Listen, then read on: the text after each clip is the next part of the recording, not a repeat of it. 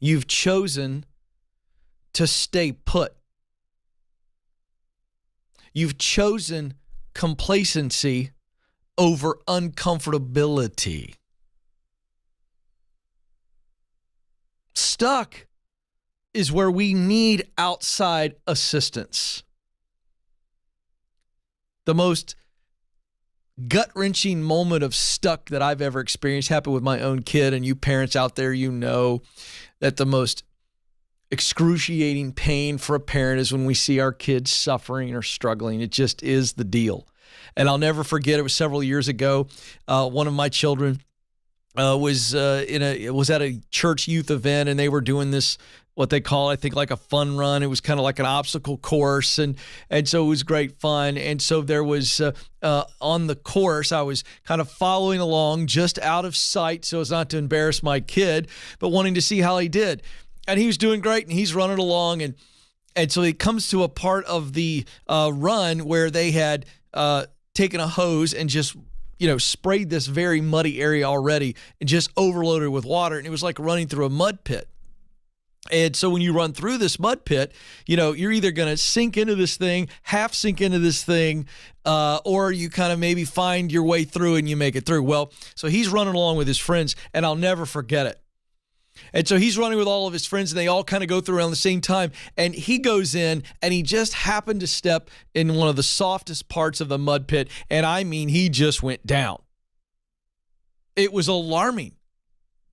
And I never forget, I remember watching him go down, and I was like, whoa. And then I kind of started to laugh. And again, I'm by myself, and I'm out of sight. And he goes down, though, up to his chest. And I'm laughing, as a dad does. Moms always get like really nervous, but dad's kind of like, ha, ha, ha, that's funny. And I'm watching him struggle. And then I realized this is not funny anymore, because my son was truly up to his chest and unable to get out. I mean, he was so deep in the mud that he was up, and he's digging his elbows in, and I can begin to see two things happening. Number one, humiliation, because his friends just left him. They turned around, ha, ha, ha, and they laughed, and they began to move on. And then I began to see some legit fear. And so I'm standing over there going, okay, he's unable to get out by himself. My son is stuck. And so I did what any good dad would do. And I remember I was like, hey, buddy, here, give me your hand. I'll get you out. And he wasn't embarrassed at that point that dad was helping him. He wanted out. And so I got my footing, and I reached across, and I got a hold of his hand. And then another dad was over there. I said, hey, come over here. I need your help for a second. And the other dad grabbed my hand. And so with our leverage, we were able to pull my son out of the mud, and he went on. That is stuck. Stuck is when you cannot move forward on your own. That's stuck. But I'm going to suggest to many of you today that you feel stuck. And you're not stuck. You have chosen to stay put. You've chosen complacency because of one of three voices, and maybe a combo. Here are the voices. I'm going to set you free today so that you actually realize you aren't stuck. You can move forward on your own. Here are the three voices. Fear. Fear is telling you that something bad will happen. And the feeling is worry, anxiety. You choose it, but that's the emotion. But the voice in our head is saying something bad is going to happen if you move forward. The second voice is doubt. Now, doubt is telling you that something good will not happen if you move forward. Different voice. Likes to hang out with fear. And then the third voice. Oh, by the way, the emotion. I want to make sure you catch this. When we are doubtful, the emotion is confusion. It's a confusing emotion. Why? Because our heart is longing for a desired future. But our head is telling us, I don't think it can happen. That's a confusing situation to be in. I like to say that our heads and hearts are in a wrestling match in that situation. Heart longs for it. Head's going, I don't think it can happen. The third voice, pride. Pride is telling you that what other people think or may say is more important than what you believe about yourself.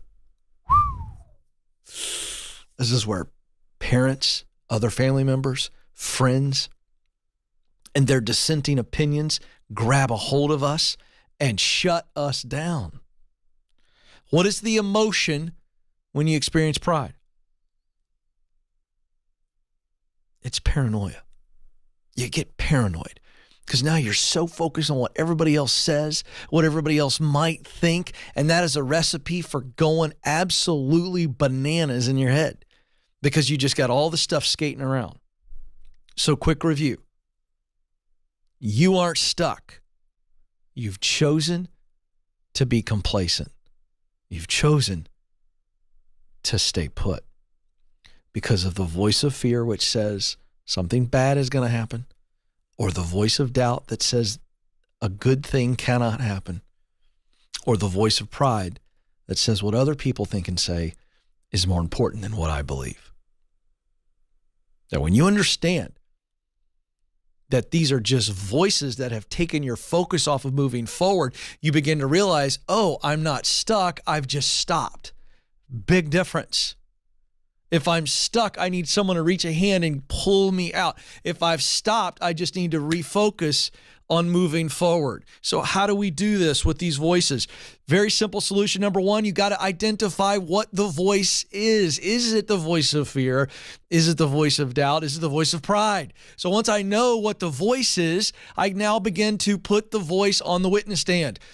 This is what the voice is saying. I really recommend that you write down in a moment of quiet. It's private. Nobody else has to see this, but I can be very real with myself. And I write down, I'm afraid that if I do this, this bad thing will happen. Write it out and then put it on the witness stand. Where's the evidence? It's one of two things. Either the voice of fear, doubt, and by the way, pride's never telling the truth. So we're going to leave pride over here because pride's awful. It's ugly. It's from the pit of hell. And pride's always lying. But fear and doubt at times can be telling us the truth. I find that most of the time they're lying to us, but at times they are. Here's the simple litmus test. When I put the voice of fear and doubt on the witness stand, I must ask, where's the evidence that says this voice is protecting me? What's it protecting me from? Because what we're going to find is most of the time it is holding us back. So the final act, now that we know, we push forward or we pivot. If it's protecting us, we pivot. If it's not protecting us, we push ahead because the world needs what you have to offer.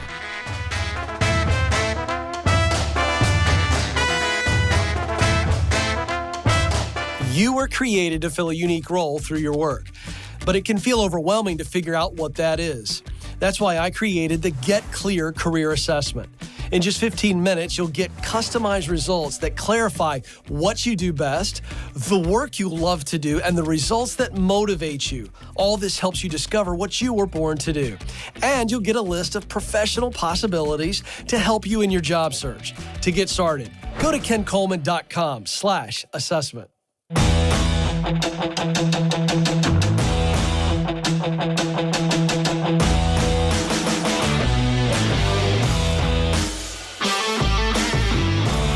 Big thanks to everybody who watches and listens to the show, whether you're watching live on YouTube or you're listening later via podcast, radio, Sirius XM, however you're joining us. Thank you so very much. Hey, two things. We're growing, and if you believe in this message, and we need your help. You're the number one marketing tool in the world to share. The voice of the person who consumes it is the greatest strategy. So two things I'd love for you to do. If you're watching via YouTube, would you please subscribe?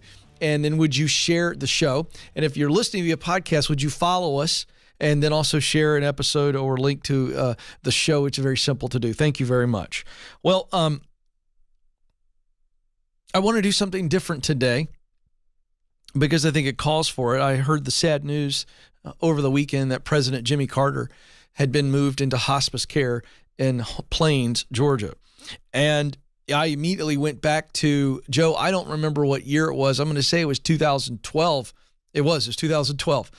And I was in my journey. I had never done radio, and I had paid my way on to WDUN, where the show airs today and every day, Monday through Friday. I believe the 5 o'clock hour on WDU in Gainesville, Georgia. And so I was starting out, and I was paying $250 for an hour on Saturdays to learn how to do radio. And I had some wonderful connections, and through those connections, I won't unpack the whole story, it doesn't matter. I got the opportunity to record an interview with President Jimmy Carter. And we did the full interview, and it was a lot of fun. And about a year later, I came out with my first book, One Question, Life-Changing Answers from Today's Leading Voices, where I featured one question and one answer on some of the most important life topics that you can imagine. In fact, to this day, this book is as relevant the day we released it back in 2013 as it it will evergreen.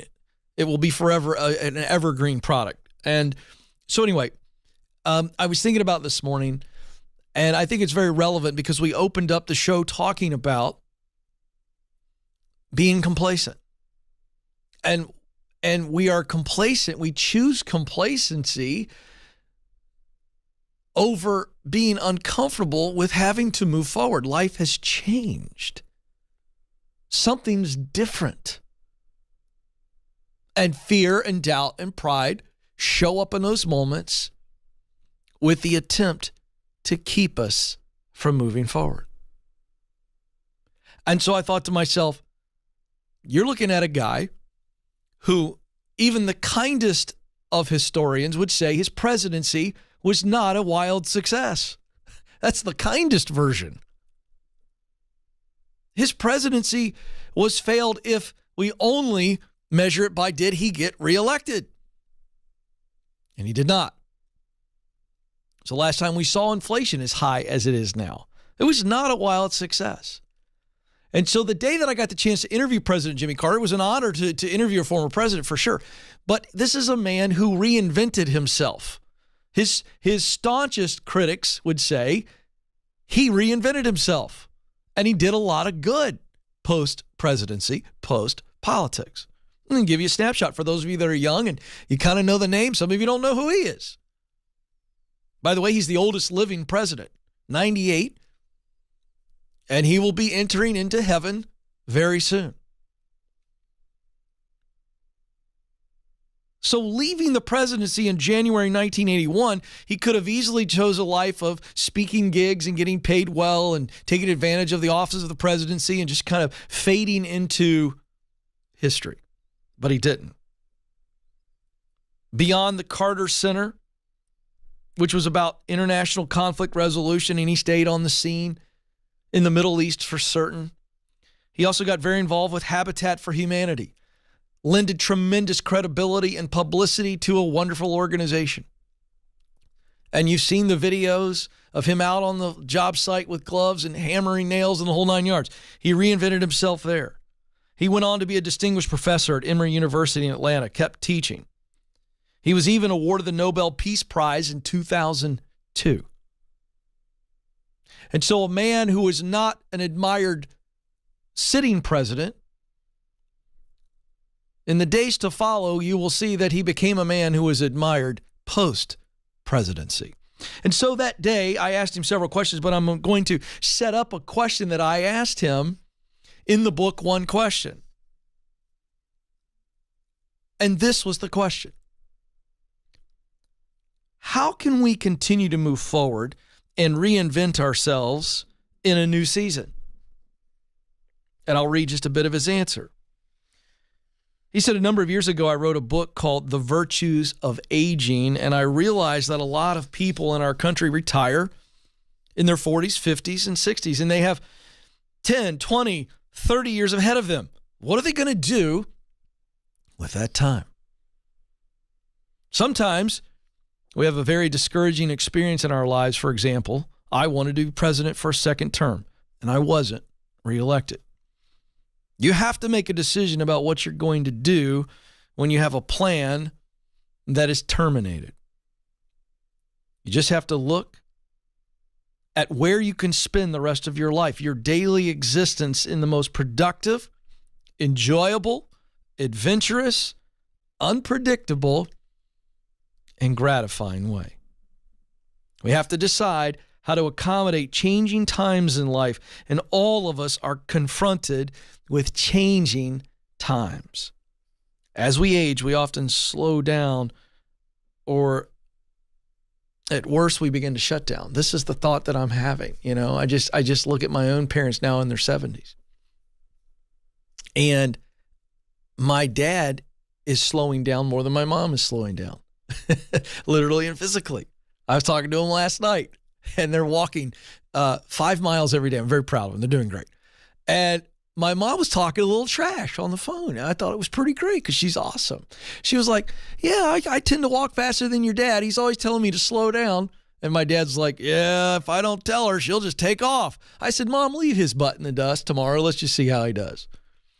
I said, I want to see you set a faster pace for Dad because I think you can do more. We had a little sweet moment of kind of having some fun at my dad's expense. But I have seen in my own parents that with age, they're slowing down. And then the cultural expectation is that we work for 30 years or 40 years or whatever to reach a certain age. And we hope we have enough money piled up. And then what do? We retire. I'm not a fan of retirement, and I don't plan to retire. I might slow my schedule down, but I promise you, I hope I'm working when God takes me. I think it'd be pretty fantastic. I really do. To be doing some work somewhere around the country, around the globe when I'm an old fart and just kind of, that's it. Boom, done. He died doing what he loved, baby. I mean, that's my hope. There's a whole lot of science, by the way, that would suggest I'm right, that we harm ourselves when we stop contributing. You notice I didn't use the word working because for some of you that your view of work is so twisted as culture has taught you to twist it up that it's this thing I got to do instead of something I get to do. And this isn't a golden years application that I think President Carter gave us. This idea that when life comes at us and changes things wholesale, we have a choice of how we're going to react. Either you accept the change and you are resigned to the new reality, or you accept the change and reinvent your reality. See, resignation is, well, okay, that's just how it is. Versus, all right, it's time for something new. Do you see the difference? And this is as relevant in your 20s and your 30s and your 40s as it is in your 60s, 70s, and 80s. So I hope we take the words from a great man who was not a great president, but I think we can all say that Jimmy Carter lived a great life. And he reinvented himself many times over. May we all reinvent ourselves when life throws change at us and keep contributing to make this world a better place.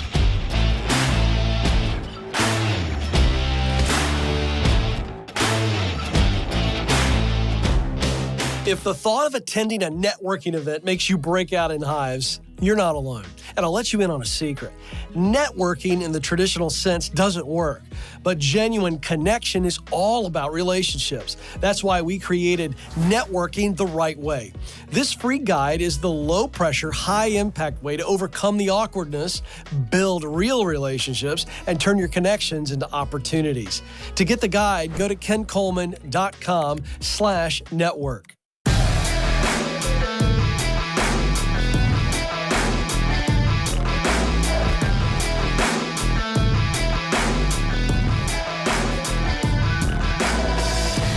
Helping you get unstuck so you can become unstoppable. I'm Ken. This is the Ken Coleman Show. Okay, nurses. Hello, nurses. This is for you. But there's application for everybody. So let's start with the 4-alarm fire, shall we? That is threatening to become a dumpster fire. In my hands, I have a Fox Business article. Here's the headline: Nursing Burnout. Nurses worry shortage will worsen if measures aren't taken. Now, as I'm going through this, I want those of you who aren't nurses to ask yourself, how many of you are in this same situation? How can you do what I'm telling nurses to think about doing? Then we've got a really hopeful story. So we're going to start with some pain, and we're going to analyze why the pain is there. And let me tell you what you can do about it, and then I'm going to show you a story of someone who's figured it out. So this is going to be very hopeful, but first, the pain. There's an ongoing nursing shortage crisis, which was already building prior to the pandemic, but now, according to Karen Fountain, an ER level 1 trauma nurse who manages 240 nurses deployed in New York City hospitals, that's part of the problem. We'll get to that in a moment. As the director of clinical services and nursing for Ingenovis Health Travel Nurses. This is a direct quote. She said, many nurses are walking away from the job in tears. We don't want to offer poor care, and we do our best not to. But when you have the ratio nurses are facing now, there is no way to deliver the best health care that you want. And what she's talking about as it relates to ratios is the amount of people coming in that need care versus the amount of people who can help them. According to a March survey from Incredible Health, folks, this is stark.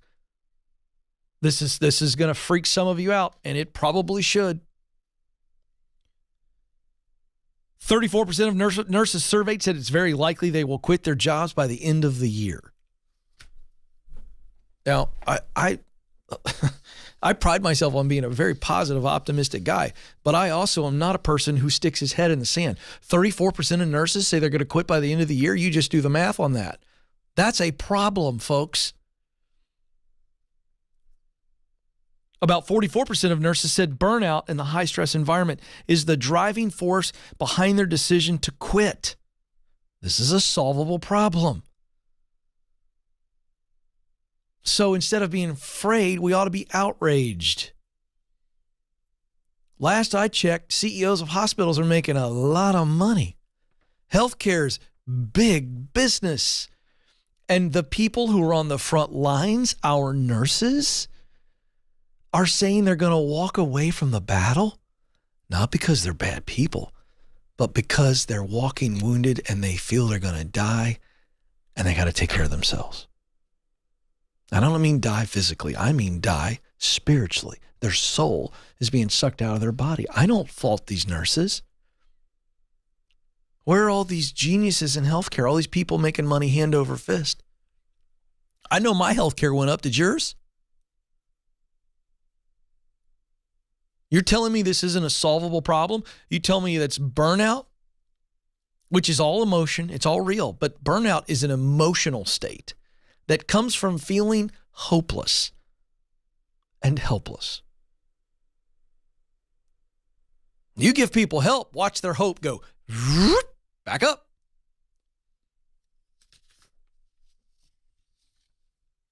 I'm not going to keep breaking this down much further, but the bottom line is that the way to solve this is getting support, healthcare support opportunities and jobs out there, giving nurses in nursing schools greater opportunity to actually train while in school. How about we do less classroom and more mentorship? Has it occurred to any geniuses in the nursing industry that why don't we take all these people that are studying to be nurses and get them on the job? And while they're not doing nurse duties, they're watching nurse duties. Watch. And they're helping the nurses do stuff that they can do that don't require the medical training. There's a thought. This country was built on apprenticeships. You wanted to be a blacksmith, you know what you did? You went and worked for a blacksmith that did all the junk and grunt work that the blacksmith didn't want to do. But while you were doing that, you learned how to do it. Don't tell me nursing isn't the same. I'm tired of all these eggheads and politicians and lobbyists and everybody just trying to take advantage of the system when we've got real life problems. Nurses, I'm here for you. Hear me say, if you've got to walk away from the industry, watch. I'm going to give you a wonderful example, but listen to me, nurses. I want to talk right to your heart because I've talked to many of you on the show. One of the things that's keeping these nurses in this prolonged rut of burnout is because they feel guilty leaving. And the reason they feel guilty leaving is the reason they joined the industry in the first place. They're caregivers. They have a huge heart for serving people, and yet they're dying because they're not being cared for. And so then they go, well, I got to walk away to take care of me, but I feel like a jerk. And listen to me, nurses. It's not your problem. You can't solve it, but you can take care of you. And listen to me. A nurse can go into multiple jobs in multiple fields and give care in other ways. But it creates confusion when you have this deep, abiding passion to serve people in a certain way, and you do it in a place that's so unhealthy, and you go, I got to get out. And so when you get out, you feel like you're a bad person because you left people behind, and then you get confused because you're going, what am I going to do?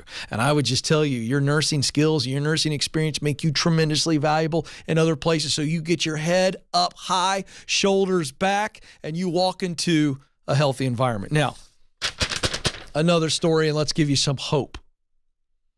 Nurse banks millions after side hustle goes viral. My favorite quote in the headline, it was very unintentional. So imagine if we put some intention to this. This is a great story. ER nurse and popular TikTok content creator Stephanie Beggs told Fox Business her story. She now has created a small business for nurses seeking study assistance when studying for their NCLEX exam. This is her direct quote. I fell into it. I got started selling my notes.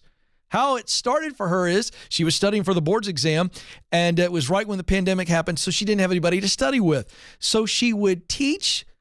This is so great. She goes, I would teach myself to the wall. It's just like what I'm doing right now.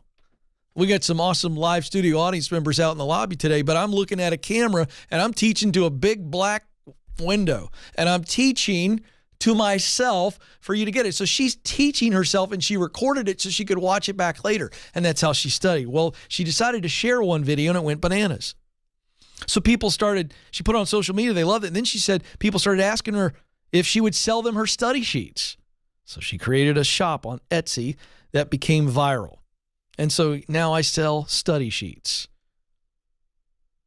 She sells her study sheets at a rate of $2 per sheet, class-specific sheets for $30 to $40, or a giant bundle covering the majority of nursing school subjects for $150.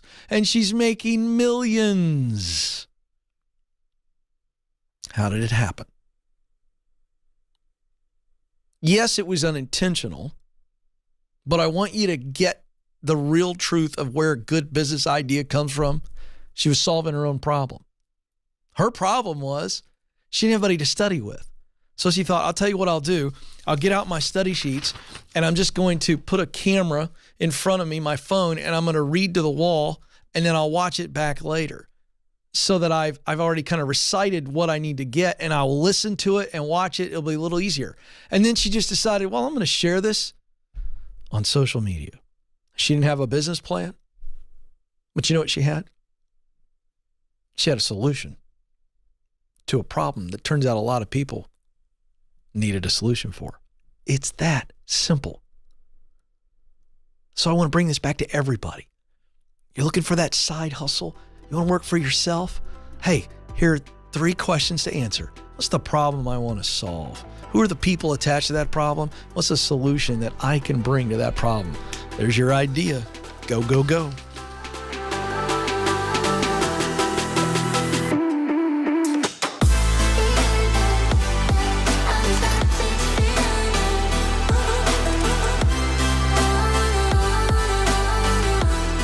So you just landed the new job. Congratulations. You've made it past the interviews, and now it's time to onboard with excellence. That's why I created How to Stand Out at Your New Job. This free checklist will help you succeed from day one and may even help you get promoted. These practical steps set you up to add value, help your team win, exceed your leaders' expectations, and ultimately set you up for a successful transition. To get started, just go to kencoleman.com/new.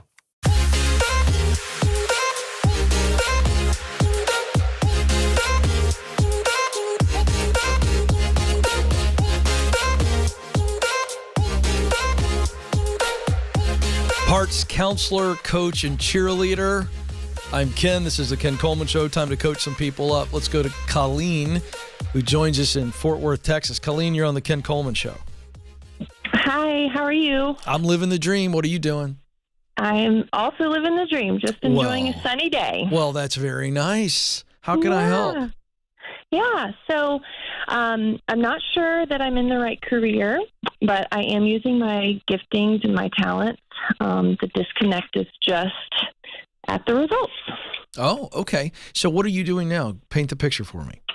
So for the last 3 years, I've been a medical esthetician for a dermatologist office, so in the cosmetic side of skincare, just in a medical setting.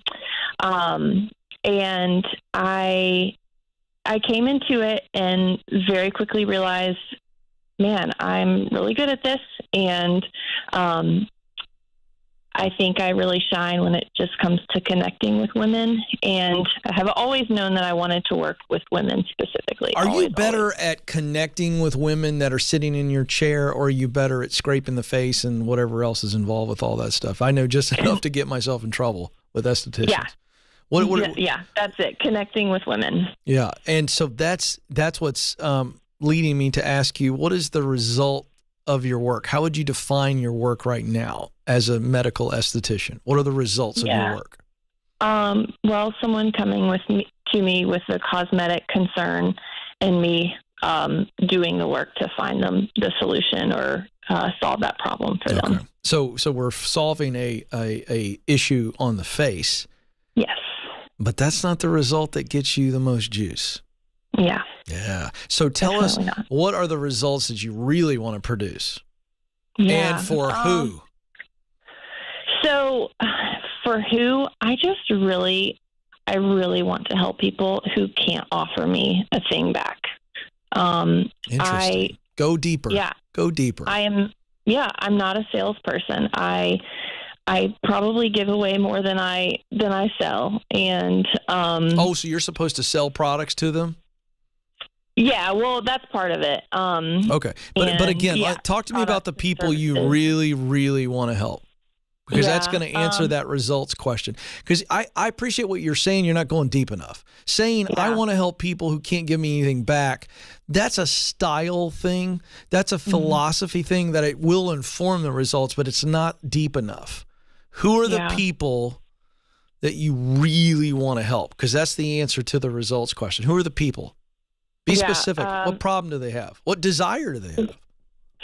Women that are vulnerable, physically, emotionally vulnerable, kind of maybe coming out of bad situations. I really have a heart for anti-human sex trafficking. Great.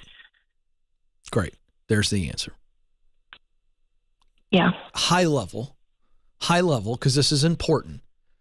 High level, you want to help people that are vulnerable. Mm-hmm. And my guess is, because you love connecting with the women in your esthetician chair, it's really more of a counseling, connecting type work that you want to do. You want to meet women who have been obviously subjected to some horrific stuff. They feel damaged. All manner of emotions, and you want to meet them where they are. Yeah. And help them feel valued and loved and beautiful again. Mm-hmm. Is there a personal story on this? Or is it just a cause that has kind of gripped your heart? A cause that has gripped my heart through nothing personal with me per se. Mm-hmm. But, for other reasons, other than just outside of I don't need to know them, but my point is, it's personal to you, and that's huge. Yeah. And so you got to listen to that. You got to listen to it. You can't ignore it, and I'm not saying you are, but don't let anybody downplay this. This is deep on your heart, and that's the point that I'm trying to pull out for you, is that this is deep.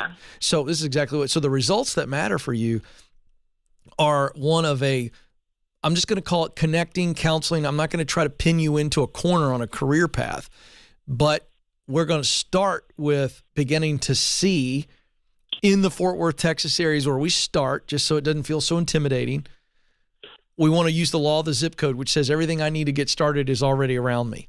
So let's find who's serving those women in Fort Worth, Texas, and we start by volunteering and just getting in and beginning to clarify and verify. Clarify how I want to help these women and verify that this is, in fact, something I want to do full-time professionally. Hang on the line. I want to make sure you have my book, From Paycheck to Purpose, The Clear Path that will walk you all the way through this. Colleen, you are amazing. You're going to help a lot of women. Thank you for calling.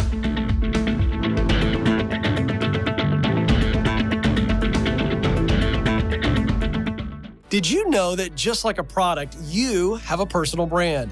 It's the image or impression others form about you based on your interactions. And whether we realize it or not, our personal brand impacts opportunities to grow in our careers. That's why our team created the Personal Brand Survey. It's free, and it will give you personal and professional feedback so you can own your strengths and uncover any blind spots holding you back. To get started, go to kencoleman.com/brand. All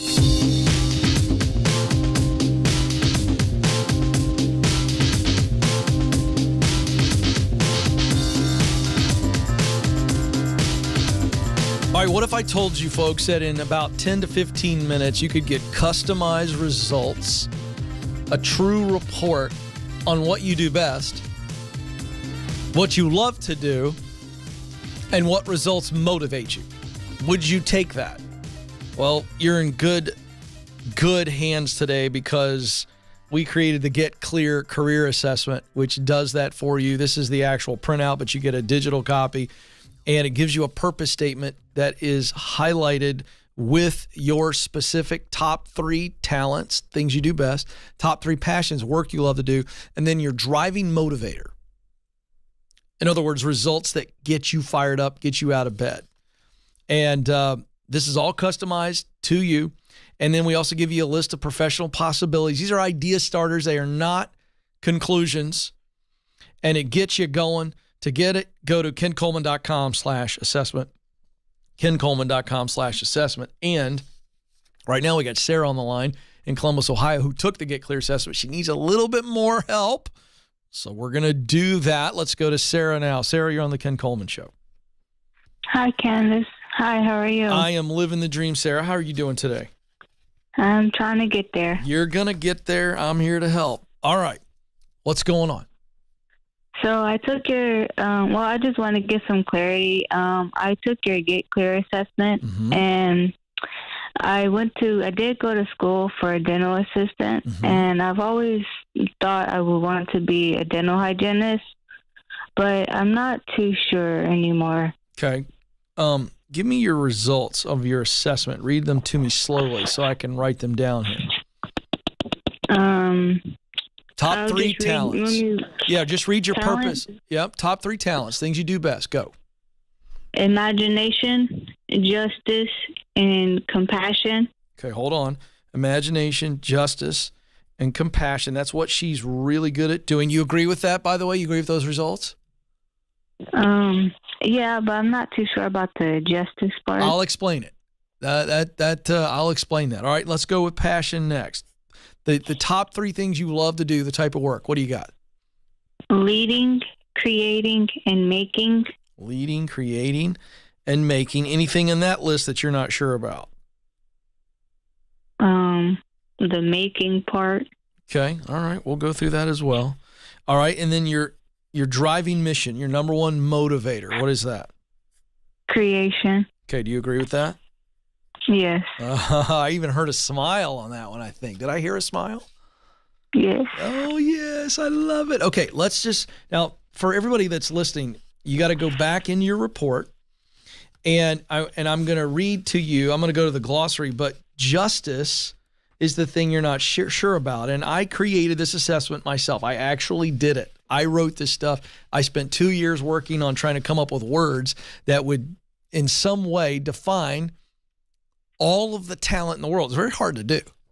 The reason I chose the word justice, and I'm going to read this to you, and you tell me if this matches you.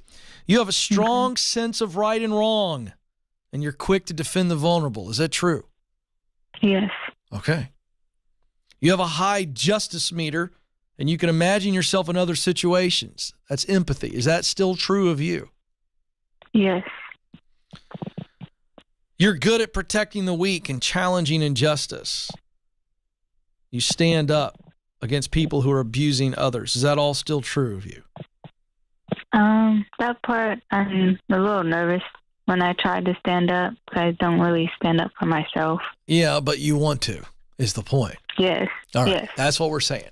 So I chose that as a talent because I wanted people to understand that I really believe that is a strength. And so talent's another way of saying strength. This strong sense of justice is absolutely a power tool to be used to do good in the world. Do you understand that? Yes. Do you agree with that? Yes. All right. So back to your purpose statement. Your top talents of imagination, that's very creative. You imagine things that don't exist. The justice is about, again, things being right, doing right for the right reasons, that we can just kind of lump all that in there. Okay? And then compassion, you naturally just love people well. And that's huge. Now, the work you love to do is leading, creating, and what was the other one? Making. Okay. Making. So the making part you weren't sure of, but the making is the talent of taking something in any creative aspect and making it happen. So in other words, it could be a woodworker. Could be. Could also be somebody who does crafts. But it could be I really enjoy doing crafts. Okay, great. So you answered your questions correctly, and thus your results are there. So if we go through, the work you love is leading. By the way, that's about people. That's where your compassion talent comes in. And you just love guiding people or being an example for folks. And the creating is anything creative. It could be creating a solution for people. Do you see that? Yes. See, creation is not limited to using my hands. I've created 3 books out of thin air. I create a show every day. I create this show. This show doesn't just happen. I create it with the team. I create content every day. But if you've ever seen me color, I have a hard time staying between the lines. I'm not very good artistically. The best drawing I've ever done is the one around your hand. You know, around Thanksgiving in elementary school. That's on my limit. Okay, but I'm still creative. Yes or no? Yes. Is a welder creative? Yes or no? Yes. Yes. Is a mechanic creative? Yes or no? Yes. Yes. Is a teacher creative? Yes or no?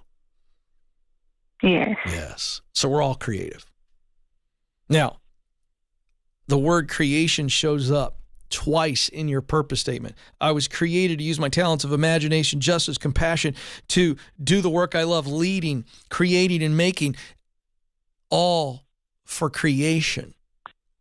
You must be in a state of imagining what could be, deciding what should be, and acting on what must be. Does that start to make sense for you when I say it that way? Yes. Yes, I hear that smile again. I can hear it.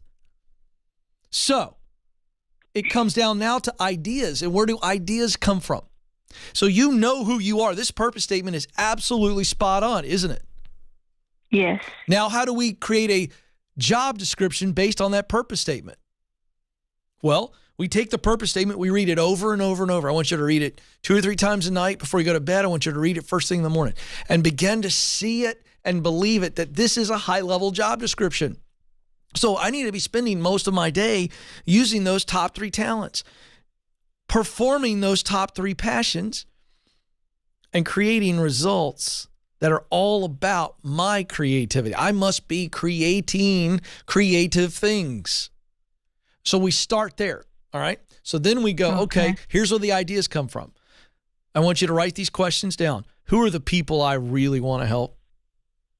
What's the problem or desire those people have? And then what are the solutions that I would create to solve the problem or meet the desire? Do you understand those 3 questions? Yes. That's where the ideas come from. So when we begin to go, these are the people I want to help creatively, then we go, oh, who's helping them now? Where is that? Can I get over there and observe? volunteer, go get a job, entry level, and they pay me to learn how to serve these people. And I begin to see what I would do differently. Do you understand now how this momentum gets created? Yes. All right. So I'm not going to make you say it on the air right now, but I want you to answer that question before you go to bed tonight, and then come back the next day and answer it again and answer it again and answer it again, and use a pencil because we can erase and start all over. And as we begin this process of continually asking the question, who are the people I want to help with my talents and with my passion? What is the problem or desire that they have that I can use my talent and passion to solve? Folks, this is where the ideas come from. And can I just tell you, those of you out there who feel like you have no confidence, you feel stuck in your brain, let me tell you something.